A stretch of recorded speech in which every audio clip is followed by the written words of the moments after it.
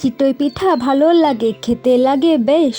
একদিন খেলে থাকে 3 দিন রেস্ট। তো সকাল সকাল উঠে যদি এত সুন্দর একটা পিঠে আমার জন্য বসে থাকে তাহলে কিভাবে না লোভ আর সামলায়।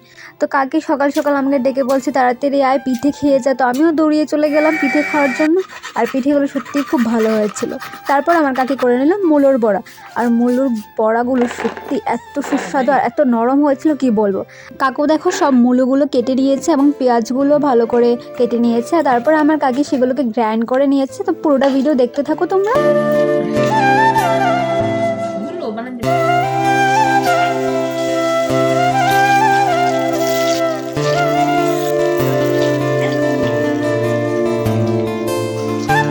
বড়াগুলো দেখতে খুবই সুন্দর লাগছিল। তো তোমরা কমেন্টে অবশ্যই বলবে যে তোমাদেরও কিরকম লেগেছে। আর আমার কাকু দেখো বড়াগুলো খেয়ে বলছে খুবই ভালো হয়েছে। তো আজকের জন্য এতটুকুই, দেখা হচ্ছে পরের একটা রেসিপি নিয়ে।